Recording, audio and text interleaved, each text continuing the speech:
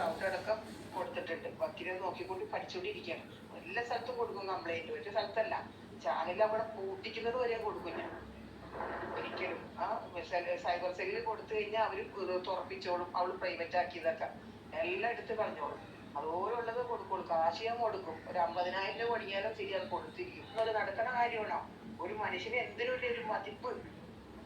ഇവക്ക് പെറാൻ മതിപ്പില്ലല്ലോ. മതിപ്പുണ്ടാ? ഒരു മതിപ്പില്ല. അവർ ഇപ്പോഴും വേണമെങ്കിൽ പെറുന്നാൾ പറയുന്നില്ലേ? ഇവര് പറഞ്ഞാണ് അവള് ഞാൻ പെറോ 7ാമത്തെ പെറോന്ന്. അന്ന് പറഞ്ഞ പോലെ തന്നെ ഈ ഒരു കാര്യത്തിൽ എന്തുകൊണ്ടാണ് അവള് മതിപ്പ് കാണിക്കാത്തത്?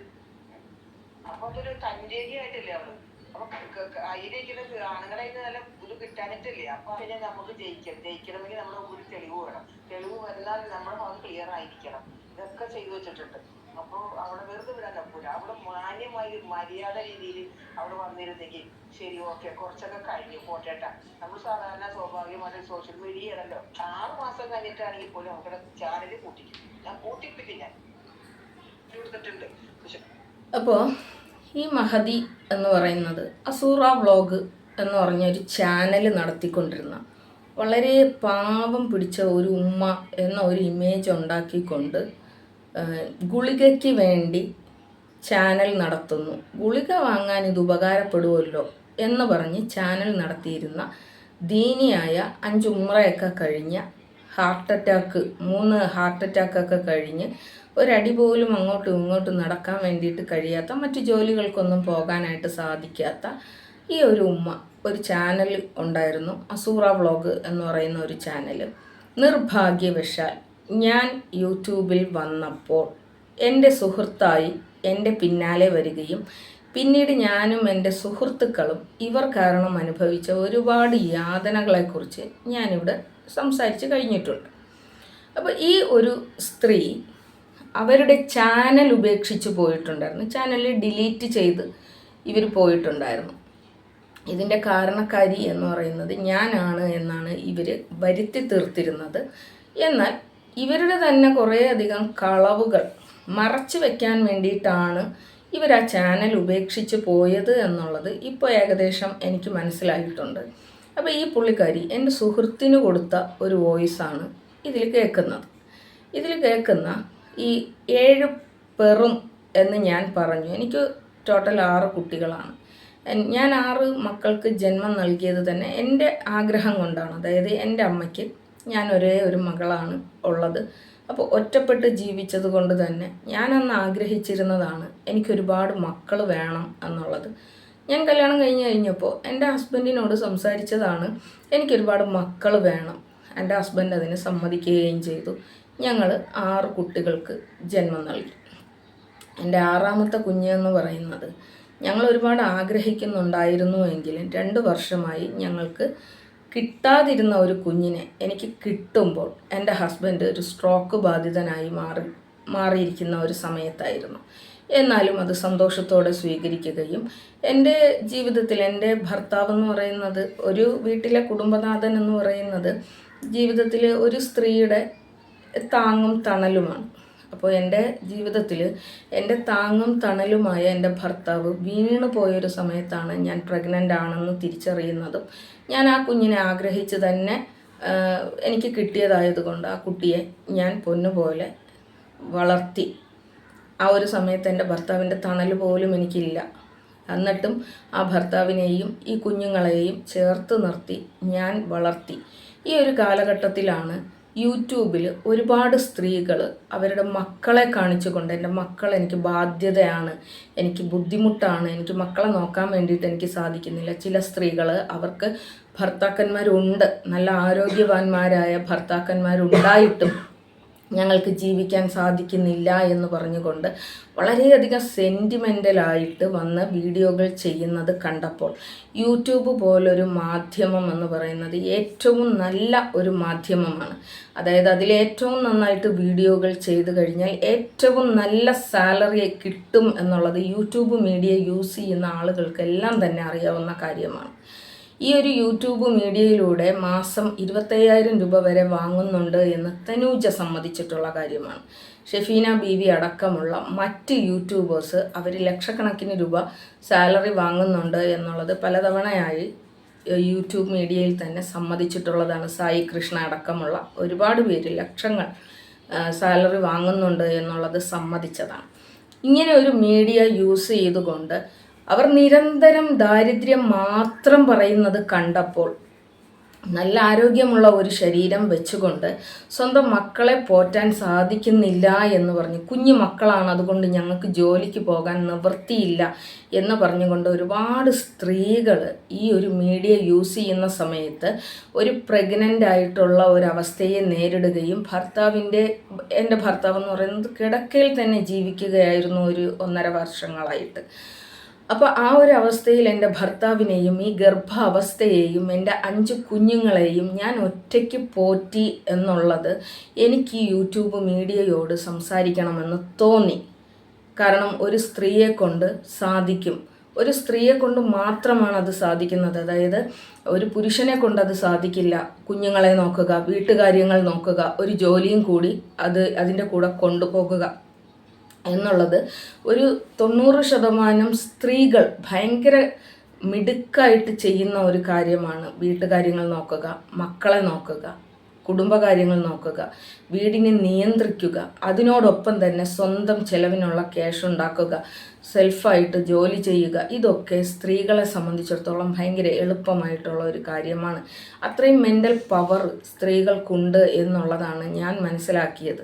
പക്ഷെ അങ്ങനെയുള്ള സ്ത്രീകൾ തന്നെ കയ്യും കാലും മൂക്കും കണ്ണും ഒക്കെ ഉണ്ടായിട്ടും ഞങ്ങൾക്ക് പറ്റുന്നില്ല, ഞങ്ങൾക്ക് എന്തുന്നില്ല എന്ന് പറഞ്ഞുകൊണ്ട് വന്ന ആ ഒരു അവസ്ഥയെ ചോദ്യം ചെയ്യാൻ വേണ്ടിയിട്ട് തന്നെയായിരുന്നു ഞാനൊരു യൂട്യൂബ് മീഡിയ ഉപയോഗിച്ചത് തന്നെ. എൻ്റെ അവസ്ഥകൾ പറഞ്ഞുകൊണ്ടും, എന്നാൽ എൻ്റെ മക്കളുടെ നമ്മുടെ ജീവിതത്തിൽ നമുക്ക് കഷ്ടപ്പാടുകൾ ഉണ്ടാവുക എന്ന് പറയുന്നത് അത് നമ്മളത് നേരിടണം. അല്ലാതെ ആ ഒരു അവസ്ഥയെ കഠിനാധ്വാനം കൊണ്ട് അതിനെ നേരിടാൻ വേണ്ടിയിട്ട് കഴിയുമ്പോഴാണ് നമ്മൾ മനുഷ്യരായി മാറുന്നത്. ഈ ലോകത്ത് സ്ട്രഗിള് നേരിടാത്ത ഒരു ആളും ഒരിടത്തും എത്തിയതായിട്ട് ചരിത്രമില്ല. നമ്മുടെ അമേരിക്കയിലെ പ്രസിഡന്റ് ആയിരുന്ന ഇബ്രഹാം ലിങ്കൻ പോലും സ്ട്രീറ്റ് ലൈറ്റിൻ്റെ വെട്ടത്തിൽ പഠിച്ചു വലുതായതാണ് നമ്മൾ കണ്ടിട്ടുള്ളത്. അബ്ദുൽ കലാം ആസാദ് എന്ന് പറയുന്ന നമ്മുടെ രാഷ്ട്രപതി പോലും ഒരു രാമേശ്വരം പോലെ ഒരു ചെറിയ പ്രദേശത്ത് ജീവിച്ച് ഒരുപാട് കഷ്ടങ്ങൾ സഹിച്ച് ഒരു രാജ്യത്തിൻ്റെ തന്നെ രാഷ്ട്രപതിയായി മാറിയ കഥയൊക്കെ പഠിച്ച നമ്മൾ തന്നെ ചെറിയ വിഷമതകൾ വരുമ്പോൾ ആളുകളുടെ മുന്നിലേക്ക് ഇങ്ങനെ സ്വന്തം മക്കളെ കൊണ്ടുവന്ന് കാണിച്ചുകൊണ്ട് ദാരിദ്ര്യം പറയുന്നതിന് എതിരെ സംസാരിക്കാൻ വേണ്ടിയിട്ടാണ് ഞാൻ ഈ യൂട്യൂബ് മീഡിയയിൽ തന്നെ വന്നത്. അവിടെ ഞാൻ എൻ്റെ ഇഷ്ടം കൊണ്ട് ഞാൻ നേടിയെടുത്ത എൻ്റെ സമ്പാദ്യമായ എൻ്റെ മക്കളെ ചോദ്യം ചെയ്യുന്നത് ആരാണെന്ന് നിങ്ങൾ കാണുന്നുണ്ടോ? എൻ്റെ സൗഹൃദ ലിസ്റ്റിൽ വന്നിരുന്ന അസൂറ ബീവി എന്ന് പറയുന്ന ഒരു ഉമ്മയുടെ പ്രായമുള്ള ഒരു സ്ത്രീയാണ്. അവർ ഒരു ഉമ്മയുടെ പ്രായമാണ്.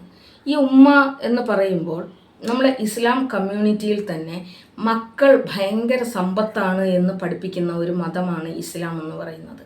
ആ ഒരു ഇസ്ലാം കമ്മ്യൂണിറ്റിയിൽ നിന്നുകൊണ്ട് ഞാൻ ഒരുപാട് ഇഷ്ടത്തോടെ സമ്പാദിച്ച എൻ്റെ സമ്പാദ്യത്തിനെ പരിഹസിക്കുന്ന ഒരു സ്ത്രീയെ നിങ്ങൾക്ക് കാണാം.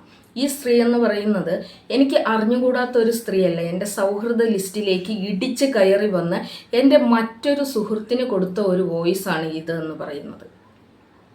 പെറാൻ അവർക്ക് മതിപ്പില്ലല്ലോ എന്ന് പറഞ്ഞാൽ ഞാൻ പട്ടി പെറുന്നത് പോലെ പെറ്റു എന്നാണ് അവർ പറയുന്നത്.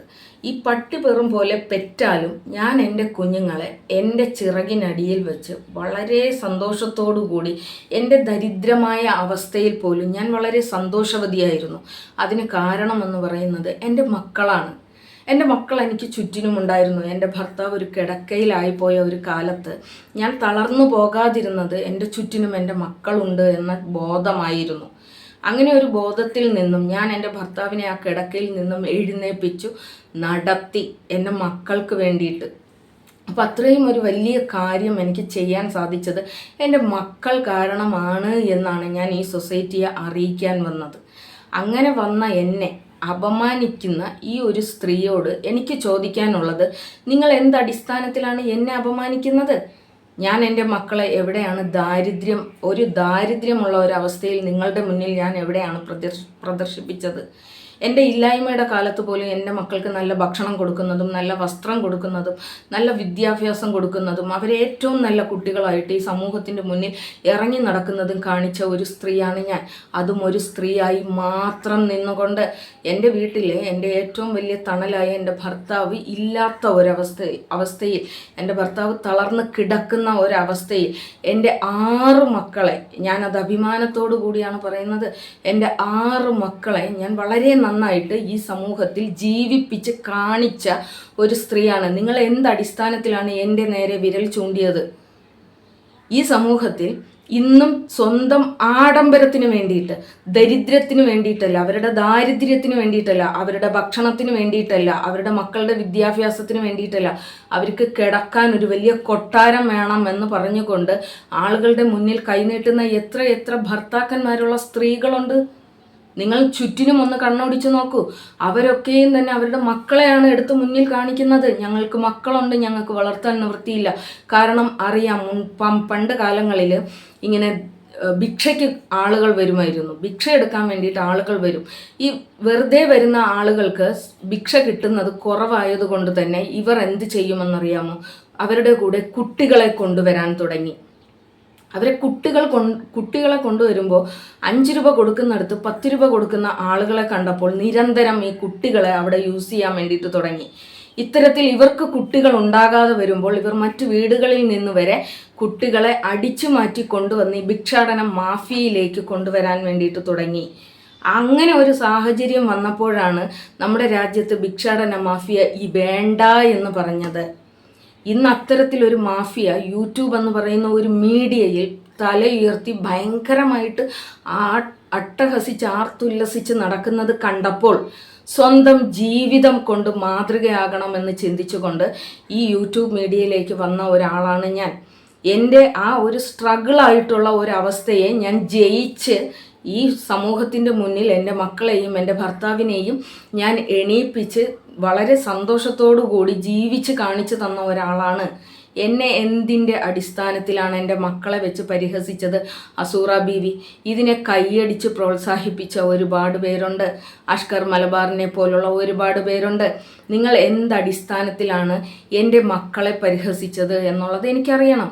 ഞാൻ എവിടെ എൻ്റെ മക്കളെ കാണിച്ച് നിങ്ങളുടെ മുന്നിൽ ഞാൻ ദാരിദ്ര്യം പറഞ്ഞു?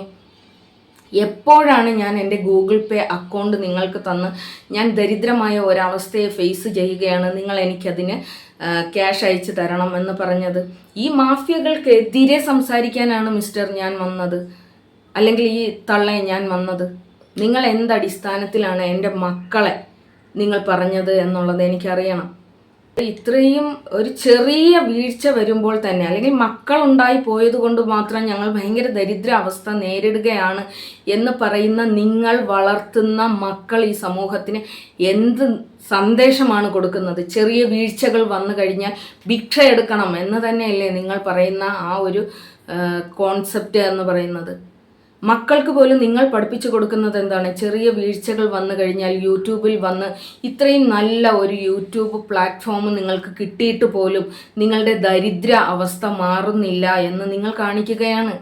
അതായത് വീണ്ടും നിങ്ങൾ എൻകറേജ് ചെയ്യുകയാണ്. അതായത് മക്കളെ കാണിച്ചാൽ മതി, ജനങ്ങൾ അവരുടെ സഹതാപ തരംഗത്തിൽ നിന്നും ക്യാഷ് നിങ്ങൾക്ക് തരും എന്ന് കാണിച്ചു കൊടുക്കുന്ന സ്ത്രീകൾക്ക് എതിരെ സംസാരിക്കാൻ വന്ന എന്നെ അപമാനിക്കാനും മാത്രം എന്നിൽ നിങ്ങൾ കണ്ട കുറവ് എന്താണെന്ന് നിങ്ങൾ പറയണം.